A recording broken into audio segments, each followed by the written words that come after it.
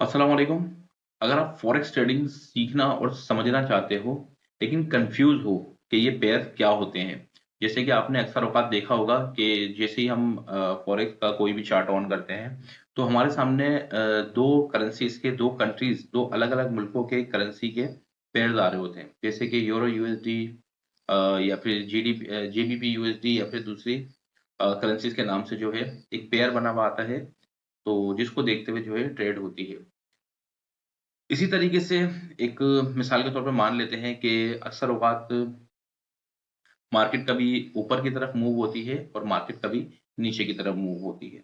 तो ये मार्केट क्यों इस तरीके से मूव हो रही होती है? अच्छा, ये तो सबको पता है कि जब मार्केट ऊपर से नीचे की तरफ आएगी, तो आपको सेल की तरफ जाना है, ठीक है? या फिर जब मार्केट नीचे से ऊपर की तरफ जाएगी, तो आपको बाय की पोज़ीशन बनानी है, ठीक है? अगर आपकी अपोज़िट डायरेक्शन में मार्केट जा रही होगी, तो आपको लॉस हो रहा होगा और आपकी अपनी डायरेक्शन में मार्केट अगर जा रही होगी, जिस तरफ की आपने पोज़ीशन बनाए रखी है, तो आपको प्रॉफ़िट हो रहा होगा। तो ये तो बेसिक सी चीज़ें हैं, ये तो अमूमन सबको पता होती हैं। लेकिन मसला कहाँ पर खराब होता है? मसला यहाँ पर खराब होता है कि जब आप बाय या सेल की ट्रेड तो ले रहे होते हैं, लेकिन आपको ये नहीं पता होता कि जब मार्केट ऊपर जा रही है, तो ये जो 2 डबल पेयर आपके सामने आ रहा है, इसमें से किसका रेट बढ़ रहा है और किसका रेट घट रहा है, कम हो रहा है, ठीक है? तो इसी का डिफरेंस इसी को क्लियर करने की मैं कोशिश करूँगा आज आपको। अच्छा, हम कंसीडर करके चलेंगे गोल्ड यूएसडी के पेयर को, ठीक है? शाओ यूएसडी के पेयर को। तो मैं आपको समझाता हूँ कि शाओ यूएसडी का मतलब होता क्या है असल में। इसका मतलब होता है गोल्ड की प्राइस यूएस डॉलर में।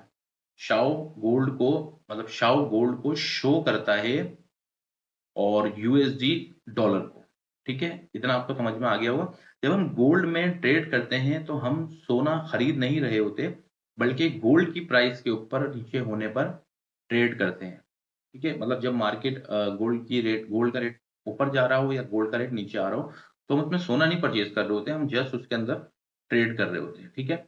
और इसी के साथ-साथ मैं आपको ये भी बता दूँ कि गोल्ड बाय और सेल का कॉन्सेप्ट क्या होता है। अब जैसे मिसाल के तौर पे मैं आपको चार्ट पे लेके चलता हूँ फिर से। मान लेते हैं कि गोल्ड की प्राइस ऊपर की तरफ जा रही है, ठीक है? और या फिर गोल्ड की चार्ट पे प्राइस जो है वो नीचे की तरफ आ रही है, ठीक है? तो ये जा रही है गोल्ड की प्राइस ऊपर की तरफ और ये जा रही है गोल्ड की प्राइस नीचे की तरफ। यहाँ से फिर मार्केट मूव हुई, फिर नीचे आई, फिर हल्की सी ऊपर गई, फिर नीचे आई, तो मार्केट इस तरीके से ज़िग-ज़ैग वे में अप या डाउन होती है, ठीक है? तो उम्मीद है कि इतना समझ में आ गया होगा। तो मैं आपको आगे की चीज़ें इसमें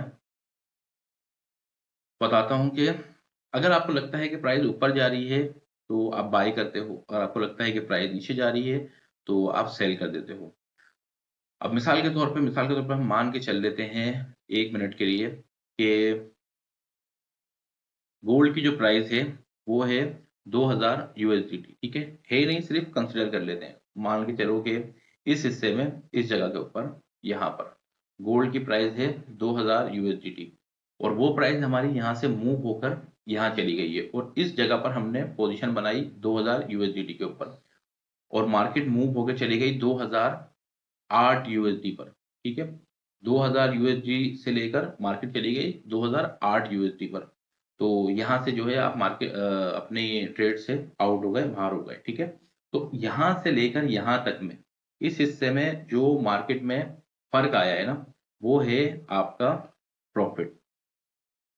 तो उम्मीद है कि ये कॉन्सेप्ट आपको समझ में आया होगा कि अच्छा, इसी तरीके से अगर मार्केट आपकी नेगेटिव डायरेक्शन में जाती, अपोज़िट डायरेक्शन में चली जाती, तो वो होता आपका सीधा-सीधा सा लॉस, ठीक है? तो इसी तरीके से मार्केट जो है ये मूव हो रही होती है। अच्छा, एक चीज़ मैं आपको बता दूँ, सबसे ज़्यादा जो मूव होने वाला पेयर होता है ना, वो होता है गोल्ड, ठीक है? गोल्ड सबसे ज़्यादा सेफ और सबसे ज़्यादा मूव होने वाला पेयर है गोल्ड यूएसडी का, जो कि सारे दिन में सबसे ज़्यादा वॉल्यूम, सबसे ज़्यादा ट्रेड्स और सबसे ज़्यादा ट्रेडर जो है वो इन्हीं चीज़ों के ऊपर होते हैं। जब मार्केट में टेंशन होती है, वॉर, इन्फ्लेशन या फिर कोई बैड न्यूज़ आती है, तो ज़्यादातर लोग जो है वो गोल्ड की तरफ जाते हैं। मतलब अगर कोई जंगी सूरत-ए-हाल बनेगी पूरी दुनिया में किसी भी कंट्री के हवाले से, तो ज़्यादातर लोग गोल्ड की तरफ जाएँगे। अच्छा, ये भी समझ लें कि गोल्ड जो है ना, वो 3 दफ़ा, सारे दिन में 3 दफ़ा जो है गोल्ड सबसे ज़्यादा फ़ास्ट मूव देता है।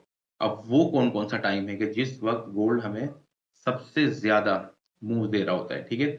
देखिए, एक चीज़ समझ लें कि फॉरेक्स मार्केट वैसे तो जो है ना, सारा 24 घंटे ऑन होती है, 24 हॉर्स ऑन होती है, मंडे टू फ्राइडे, ठीक है?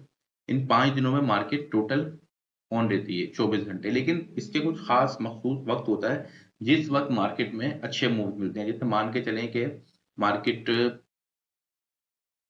एक मिसाल के तौर पर मान लेते हैं कि इस जगह से इस जगह पर गई मार्केट, तो ये एक अच्छा मूव है, ठीक है? फिर मार्केट यहाँ से यहाँ पर आई, ये एक अच्छा मूव है। लेकिन उसके बाद थोड़ी-सी मार्केट ऊपर आकर इस हिस्से में जो है ना, ये कोई अच्छे मूव नहीं है, ठीक है? ये बिल्कुल भी अच्छे मूव नहीं है, मार्केट की कोई डायरेक्शन इस तरह से मालूम नहीं होती है, पता नहीं चलती है, ठीक है? क्लियर है? अब जैसे कि मिसाल के तौर पे मैं आपको फ्राइडे की मिसाल दे दूँ, ये जो लास्ट फ्राइडे गया है कल का हमारा 26 दिसंबर का, तो मैं आपको इसकी मिसाल देकर चलता हूँ कि ये कितना बैड फ्राइडे गया था बेसिकली। अब मिसाल के तौर पे आप इसको यूँ समझ के चलो, ठीक है? अब सुबह शुरू होता है हमारा एशियन सेशन, ठीक है? ये पाकिस्तान के वक़्त के हिसाब से मैं बात कर रहा हूँ। सुबह ही सुबह शुरू होता है हमारा एशियन सेशन, ठीक है? अब एशियन सेशन में क्या हुआ? इसको समझिएगा। जैसे ही मार्केट ऑन होती है, मार्केट में अच्छे मूव्स आते हैं और मार्केट वहाँ से इस तरफ तक जाती है, ठीक है? उसके बाद मार्केट ने एक हाई बनाकर जो है वीक बना दी, वीक बना के मार्केट यहाँ से हो गई हमारी क्लोज़, ठीक है? उसके बाद मार्केट इस जगह से मूव होकर इस जगह से मार्केट मूव होकर नीचे आ जाती है, ठीक है? इस जगह के ऊपर मार्केट आकर बैठ जाती है। उसके बाद सारा दिन मार्केट जो है वो अपने साइडवेज ट्रेंड में मूव होती रही। इसको कहते हैं साइडवेज ट्रेंड, ठीक है? आपको बज़ाहिर लग रहा होगा मार्केट ये मूव हो तो रही है, लेकिन ये मूव नहीं है। इस सिचुएशन में ज़्यादातर चांसेस होते हैं लॉस होने के, ठीक है? उसके बाद एशियन सेशन के बाद शुरू होता है लंदन सेशन, ठीक है? लंदन सेशन के बाद शुरू होता है न्यूयॉर्क सेशन, ठीक है? सबसे ज़्यादा मूव्स मिलते हैं मार्केट को, ये देखें आप, न्यूयॉर्क सेशन के अंदर, ठीक है? तो न्यूयॉर्क सेशन के अंदर मार्केट ने अच्छे, यहाँ से शुरू हुआ था न्यूयॉर्क सेशन और यहाँ से मार्केट ने अच्छे मूव भी बनाए, मतलब ये शुरू हुआ था रात को 8 बजे, ठीक है? नीचे आपको टाइम मेंशन नज़र आ रहा होगा, ये माउस के बिल्कुल सीध में नीचे देखें, आपको टाइम ये रहा, ठीक है? ये टाइम चल रहा है नीचे ना, मूव हो रहा है माउस के साथ। तो 8 बजे जो है न्यूयॉर्क सेशन स्टार्ट हुआ और उसके बाद मार्केट को एक बेहतरीन मूव मिले, ठीक है? मतलब ये एरिया था काम करने वाला और ये एरिया था। उसके अलावा ये सेंटर का जो एरिया है ना, ये है लंदन सेशन, जो कि कोई 1:30-2 बजे के टाइम पर स्टार्ट होता है। तो इसमें तो जब सेशन स्टार्ट हो ना, उसी वक़्त जो है आपको मार्केट में मूव भी मिलेंगे और उसी वक़्त आप मार्केट से अच्छे पैसे कमा सकते हैं और बना सकते हैं। अदरवाइज़ इसके अलावा आप मार्केट में काम करने की कोशिश करेंगे तो आपको लॉस ही होंगे, ठीक है? अच्छा, एक चीज़ और मैं आपको बता दूँ इसके साथ-साथ, गोल्ड जो होता है ना, होता बड़ा रिस्की है, ठीक है?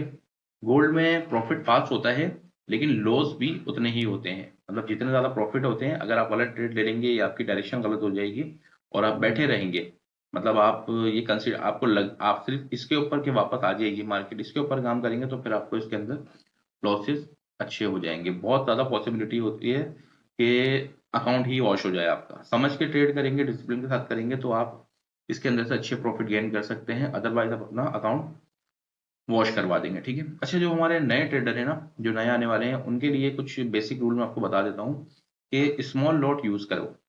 स्मॉल लॉट से मतलब ये है कि छोटी-छोटी लॉट लो, ऐसा ना करो कि 0.05 या 0.10 की लॉट के ऊपर आप काम करना, 0.01, 0.02 से काम करना शुरू करो और दिन में कोई 2 ट्रेड ले लो, 2 से 3 ट्रेड इनफ है। कोशिश करो कि अच्छी तरीके से एनालाइज़ करके जो है ना चीज़ों को 1 से 2 ट्रेड ही लो। मतलब अगर 0.02 की एक ट्रेड भी लेते हो और 5000 पॉइंट्स कवर करते हो आप इसके अंदर, तो 5000 पॉइंट कवर करने का मतलब ये है कि आपने सिंगल ट्रेड से अपनी $10 कमा लिए और दूसरी सिंगल ट्रेड से आपने द $10 अर्न कर लिए। मतलब दिन में अगर आपने 2 टाइम भी एनालाइज़ करके मार्केट को 2 पोज़ीशन बनाई मार्केट में, तो $20 आपके बाहर हैं। $20 का मतलब होता है पाकिस्तानी 5,500 से ₹6,000। तो एक अच्छा प्रॉफ़िट है ये, कोई छोटा प्रॉफ़िट नहीं है, ज़बरदस्त प्रॉफ़िट है। मतलब अगर कोई $300 से काम कर रहा है और वो डेली की बुनियाद के ऊपर अगर ₹5000 निकाल भी लेता है, ₹5000 प्रॉफ़िट वो उठा रहा है, तो महीने के जितने की आपका कैपिटल नहीं है, उससे कहीं ज़्यादा का आपका प्रॉफ़िट बन जाएगा पूरे महीने का। डिसिप्लिन और नॉलेज ये दोनों बहुत ज़रूरी हैं ट्रेडिंग के अंदर। अगर आपके पास इन दोनों में से कोई एक चीज़ भी नहीं है, मतलब मालूमात तो आपको है लेकिन डिसिप्लिन नहीं है, तो आप ट्रेडर नहीं बन सकते हो। आप कुछ दिन कमाओगे या फिर आप 2 ट्रेडों में कमाओगे, तीसरी ट्रेड में आप लॉस कर दोगे, या 2 दिन आप कमाओगे, तीसरे दिन आप लॉस कर दोगे। या फिर डिसिप्लिन है और नॉलेज पूरा नहीं है, तो पहले नॉलेज हासिल करो, फिर डिसिप्लिन के साथ काम करना शुरू करो, तो इंशाल्लाह इसके अंदर आपको मुस्तकिल प्रॉफ़िट होगा। अगर आपको वीडियो पसंद आया तो लाइक, शेयर और चैनल को सब्सक्राइब ज़रूर करिएगा। मिलते हैं अगली वीडियो में, अपना ख़्याल रखिएगा। अल्लाह हाफ़िज़।